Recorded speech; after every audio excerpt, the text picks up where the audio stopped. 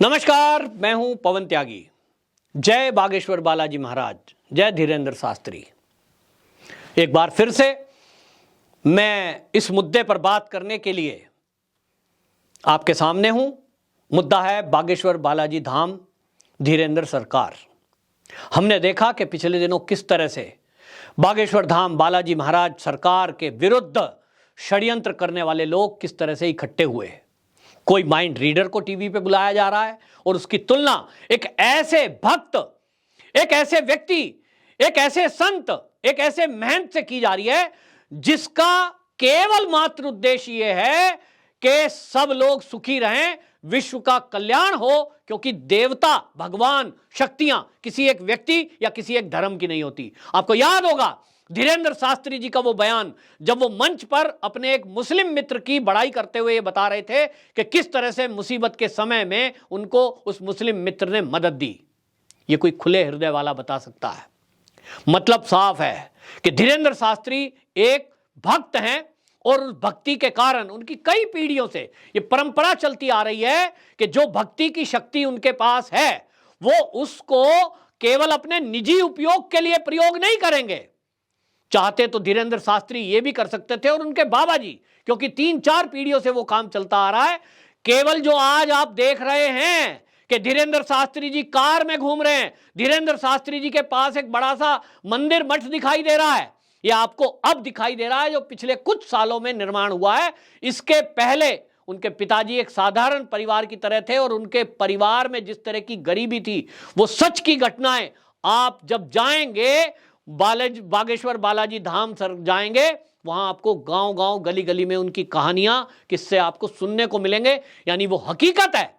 अगर उनके दादाजी ये चाहते कि बागेश्वर बालाजी महाराज मैं आपका भक्त हूं और आप आशीर्वाद देना चाहते हो तो मुझे खरबपति बना दो, मुझे यहां का मुख्यमंत्री बना दो। जो व्यक्ति किसी को आशीर्वाद देकर किसी की बीमारी ठीक कर सकता है, किसी की मनोकामना पूरी होने से कोई विधायक और मंत्री बन सकता है, सोचिए वो खुद क्या ना बन जाता। लेकिन क्योंकि वो परंपरा है संतों की कि उनके पास जो आध्यात्मिक शक्तियां हैं, जितने भी संत महात्मा और गुरुजन हैं, वो शक्ति का उपयोग प्रयोग अपने लिए नहीं करते। वो उनका कमिटमेंट है कि वो प्रसाद रूप में भक्तों में अंदर बांटना है, उनको दुनिया को बांटना है और इसलिए खुला दरबार लगता है। लेकिन ऐसे में स्वामी प्रसाद मौर्य जैसा एक नेता जो कि समाजवादी पार्टी से आता है, वो ऐसे बाबा जी को कह रहा है कि ये ढोंगी हैं और ढोंगी शब्द इस्तेमाल कर रहा है और इस तरह का अपमान कर रहा है।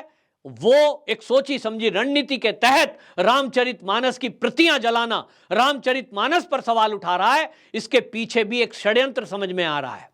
क्योंकि आज जो उत्तर प्रदेश है, वहां जो योगी आदित्यनाथ जी मुख्यमंत्री के रूप में बैठे हैं, वो एक भगवाधारी संत हैं और वो भी धीरेंद्र शास्त्री जी की तरह शिव भक्त हैं। उनके पास भी आध्यात्मिक शक्तियां हैं। आप देखें योगी आदित्यनाथ जी का जीवन, उनका जो बचपन और उसके बाद का जो जीवन उनका शुरू हुआ है, लगभग वो धीरेंद्र शास्त्री जी के जैसा ही है। और क्योंकि वो भी एक संत हैं, राजनीति में अपनी इच्छा से नहीं आए, वो अपने गुरु की इच्छा से आए हैं। क्योंकि गुरुजन ये समझते थे कि इस देश में राजनीति में भी बदलाव लाना बहुत जरूरी है।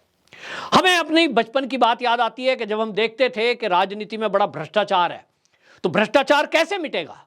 आपके आसपास कोई गंदगी फैली हुई है, आप नाक पे रुमाल रख के निकल जाएं तो वो गंदगी साफ नहीं होगी, उसे साफ करना पड़ेगा। और यदि आपने ये प्रण लिया है कि मुझे इस गंदगी को मिटाना है, तो आप यदि उस गंदगी को मिटाने के लिए अपने हाथ से उसको साफ करने की कोशिश करेंगे, कहीं ना कहीं वो मैल आपके हाथ में भी लग सकता है। ये सब जानने के बावजूद भी गोरक्षपीठ के वो महंत योगी आदित्यनाथ राजनीति में आए और उन्होंने एक उदाहरण प्रस्तुत कर दिया।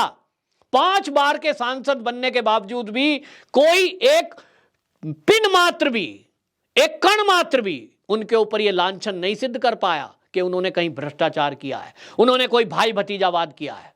और इसलिए उनकी टिप्पणी आई है कि आज जो उत्तर प्रदेश तरक्की कर रहा है, आज जो भारत के जितने राज्य हैं उसमें आज नंबर 1 बना है, लॉ एंड ऑर्डर में नंबर 1 बना है, वो उद्योग धंधों में पहली पसंद बना है, वो लोगों की पहली पसंद बना है। और इसी बात से विचलित होकर ये देश का जो विपक्षी पार्टियां हैं ये षड्यंत्र कर रहे हैं। कहीं केंद्र के खिलाफ बीबीसी की डॉक्यूमेंट्री लाई जा रही है, कहीं उद्योगपति जो हैं उनके खिलाफ हिंडनबर्ग नाम का एक कोई संस्था है वो झूठ फैला रहा है, और इसी तरह उत्तर प्रदेश का माहौल खराब करने के लिए ये समाजवादी पार्टी के लोग रामचरितमानस की प्रतियां जलाकर सनातनियों के अंदर आक्रोश पैदा करना चाहते हैं ताकि वहां दंगा फसाद हो जाए और उत्तर प्रदेश फिर से दंगे प्रदेश में जाना जाए और ये अपने मकसद में कामयाब हो जाएं। लेकिन योगी जी ने बहुत संयम से काम लिया है और उन्होंने संतुलित इसका उत्तर देते हुए ये कह दिया कि विकास से परेशान लोग जिस तरह का ये काम कर रहे हैं मैं इस पर समय आने पर टिप्पणी दूंगा। लेकिन बागेश्वर बालाजी धाम सरकार इलाहाबाद पहुंचे और उन्होंने प्रयाग में डुबकी लगाई, खुला फिर से उन्होंने जो है मंच लगाया और उन्होंने स्वामी प्रसाद मौर्य को कैंसर कह के संबोधित किया। आप देखें कि कैंसर क्यों कहा उन्होंने, उसके पीछे की भी एक बात है। आप जानते हैं कि जब किसी व्यक्ति को कैंसर हो जाता है तो वो पूरे शरीर को खराब करना शुरू कर देता है। ब्लड में कमी आ गई, ब्लड में यदि विकार आ गया तो फिर उस व्यक्ति का जीवन नष्ट होना तय है। ऐसे लोग जो रहते भारत में हैं, खाते भारत का हैं और नाम को हिंदू भी हैं, ये लोग समाज में, सनातन में ये कैंसर के रूप में है, क्योंकि ये इस सनातन संस्कृति को नष्ट और भ्रष्ट करने में लगे हुए हैं। इनका एक ही मकसद है कि जैसे ही इनके ऊपर हमला हो, जैसे ही देश के प्रदेश के अंदर दंगे हो, ये कहें देखो भाई ये जो सनातनी अपने को कहते हैं ये तो हमें मार रहे हैं, और ये अपना एजेंडा चलाना चाहते हैं। धीरेंद्र शास्त्री जी ने इनके एजेंडे की पोल खोल दी है और उन्होंने कहा कि देश के संविधान की दुहाई देने वाले लोग ये देखें कि देश के संविधान के प्रथम पृष्ठ पर भगवान श्री राम का चित्र है तो ये राम जी के विरुद्ध कैसे खड़े हो सकते हैं। इन लोगों के मुंह पे करारा तमाचा नेपाल ने मारा है, जहां से गंडकी नदी से शिलाएं पूजन के बाद राम जन्मभूमि मंदिर के निर्माण के लिए, उनके मूर्ति के निर्माण के लिए राम जी के और जानकी माता के वहां से आ रही हैं। कितनी श्रद्धा में करोड़ों लोग सड़कों पर उमड़ पड़े और उनकी आस्था है राम जी में। लेकिन ये सनातन कहलाने वाले, हिंदू कहलाने वाले ऐसे लोग जो बागेश्वर धाम बालाजी पर सवाल उठा रहे हैं, कोई टीवी चैनल इसको माइंड रीडर बता रहे हैं। एक कोई माइंड रीडर थोड़ी सी ट्रिक करके वो कैसे हनुमान बालाजी का भक्त हो सकता है, उसकी तुलना आप भक्त से कर रहे हैं, तो ये भगवान का और भक्त का दोनों का निरादर है, आध्यात्मिक शक्ति है। और आज बागेश्वर धाम बालाजी ने, सरकार ने जब प्रयागराज में जो दरबार लगाया उसमें इसकी भी खुलासा कर दिया कि मैं जो कर रहा हूं ये परिपाटी मेरे ही या मेरे परिवार या मेरे खानदान की नहीं है, ये महर्षि वाल्मीकि जी से चली हुई परंपरा है कि और संतों की परंपरा, जितने भी संत इस भारत में हैं, जितने भी सदगुरु इस भारत में हैं, वो जो रहे हैं शुरू से लेकर आज तक, उनका केवल हाथ आपने ऐसे देखा होगा। इसका कारण है कि उनके पास जो प्रभु से मिलने के बाद, कनेक्शन होने के बाद जो उनके पास शक्तियां हैं वो संसार में वितरित कर देते हैं इससे आशीर्वाद से। और यही परंपरा का निर्वाह बागेश्वर बालाजी धाम सरकार कर रही है और इसलिए उन्होंने कहा कि मैं उस परंपरा का निर्वाह कर रहा हूं। यह कोई माइंड रीडर गेम नहीं है, यह कोई जादू टोना नहीं है, यह कोई ट्रिक नहीं है। और इसका खुलेआम उन्होंने चुनौती दी और इलाहाबाद में प्रयागराज जो आज नाम हो गया है, प्रयागराज में खुली चुनौती दी और एक नेशनल न्यूज चैनल का पत्रकार फिर से सामने आया तो उसी को कह दिया भीड़ में से 4 जने उठा के ले आओ।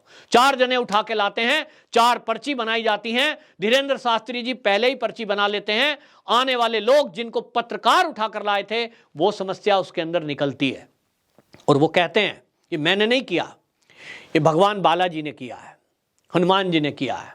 वो करते हैं, मुझे अंदर से प्रेरणा आती है, जो प्रेरणा आती है मैं बोल देता हूं, पर्चा उन्हीं का निकलता है। धीरेंद्र शास्त्री जी हिंदू राष्ट्र की बात कर रहे हैं, तो मेरा एक सवाल है कि जो लोग बौखलाए हुए हैं धीरेंद्र शास्त्री जी के इस बयान से, क्या ये भारत हिंदू राष्ट्र घोषणा नहीं होना चाहिए? मैंने पहले भी कहा है, ये भारत ऑलरेडी हिंदू राष्ट्र है।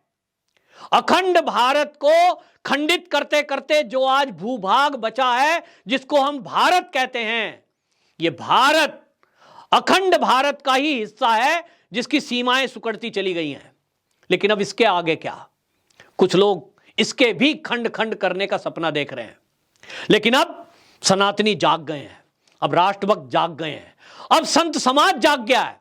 और इसलिए धीरेंद्र शास्त्री के पक्ष में अनेक साधु संत खड़े हो गए हैं और उन्होंने कह दिया है कि अब सनातनियों के विरुद्ध कोई भी आवाज उठेगी तो उसको एक ही तरीका है कि उसको जमकर जवाब दिया जाएगा। जो सामने वाला जिस भाषा को समझेगा उस भाषा में जवाब दिया जाएगा, तर्क बुद्धि लेकर आएगा, तर्क से जवाब दिया जाएगा। कोई परखना चाहेगा उसको परख कर जवाब दिया जाएगा। और कोई नालायकी पे उतरेगा, हिंदू देवी देवताओं का अपमान करेगा, हिंदू शास्त्रों का अपमान करेगा, तो न्यायपालिका के जरिए, कानून के जरिए उसका मुकाबला किया जाएगा। उत्तर प्रदेश की धरती में जिस तरह से बागेश्वर धाम बालाजी की जय जयकार हो रही है, ये उनकी जय जयकार नहीं है, वो खुद कहते हैं कि ये बालाजी महाराज की जय है। और उन्होंने इसलिए सब जनता को बाकायदा ऑनलाइन चैनल पर, उन्होंने मीडिया के सामने ये बोल दिया है कि भाई जिनको भी अपना काम बनवाना हो वो धीरेंद्र शास्त्री के पास ना आए, वो भगवान बालाजी के पास जाए, हनुमान जी के पास जाए। और उन्होंने एक मंत्र भी दिया है, सबको बोलने के लिए कहा है। उन्होंने कहा जिसका भी काम है दिन में 108 बार उस मंत्र को बोले। कवन सो काज कठिन जग मानी, कवन सो काज जग कठिन जग माही, जो नहीं होए तात तुम पाही। उनको बोला कि 108 बार ये ओपन में मंत्र दे रहा हूं, कोई कान में मंत्र नहीं फूक रहा, कोई पर्ची बना करके नहीं दे रहा, कोई गंडा तवीज मैं नहीं बना रहा, कोई जादू टोना नहीं कर रहा हूं। और ये हनुमान जी के बारे में लाइन है और वो ये कहते हैं कि अपने जीवन में सुचिता लाइए, हनुमान जी की भक्ति करिए, ईश्वर की भक्ति करिए, आपके काम पूरे होंगे। आप देखें लोगों की आस्था, विश्वास, करोड़ों लोगों को लाभ मिल रहा है।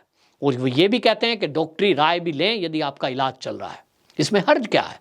अगर वो हिंदू राष्ट्र की बात कर रहे हैं, सनातनियों को जागृत होने की बात कर रहे हैं, सनातनियों को एक होने की बात कर रहे हैं, इससे दिक्कत किसको हो सकती है? केवल उन लोगों को दिक्कत हो सकती है जिनको ये भारत फिर से विश्व गुरु बनना वो देखना नहीं चाहते, जो भारत की उन्नति देखना नहीं चाहते। और इसी तरह के समाजवादी पार्टी के नेता जिस तरह की बयानबाजी कर रहे हैं, उनकी एक ही मंशा है, किसी तरह उत्तर प्रदेश को बदनाम किया जाए, किसी तरह उत्तर प्रदेश की अर्थव्यवस्था को पटरी से बेपटरी किया जाए। एक ही टेक्निक है, एक ही तरीका है, लोगों को आपस में लड़ाओ, हिंदू को मुस्लिम से लड़ाओ, हिंदू को हिंदू से लड़ाओ, लोगों को जातियों में लड़ाओ। और इसीलिए एक योजना और षड्यंत्र के तहत ये रामचरितमानस पर विवाद पैदा किया जा रहा है। लेकिन अब सनातनी जाग गए हैं और अब हनुमान जी की शक्ति, उनकी भक्ति करके सनातनी प्राप्त करेंगे और अपने गुरुजनों के आशीर्वाद से ऐसे लोगों का मुकाबला करेंगे। और समय आता है, जैसा योगी जी ने कहा, समय आएगा तो समय आएगा। थोड़े दिन बाद चुनाव होंगे, लगभग 1 साल बचा है। इन समाजवादी पार्टी वालों को यह बता और जता देना है कि जिस तरह से तुम तुष्टीकरण करके सालों साल सत्ता में रहे, अब आपके लिए उत्तर प्रदेश की धरती पर कोई जगह नहीं है। अब इस देश में ऐसे किसी भी राजनीतिक पार्टी के लिए कोई जगह नहीं है, ऐसे पत्रकारों के लिए कोई जगह नहीं है जो सनातन विरोधी हैं। मेरी बात से आप सहमत हों तो जरूर इस वीडियो को शेयर करना और कमेंट बॉक्स में जरूर बताना कि ऐसे गद्दार लोगों के साथ क्या इलाज किया जाए। वंदे मातरम। जय बागेश्वर बालाजी महाराज, जय धीरेंद्र शास्त्री।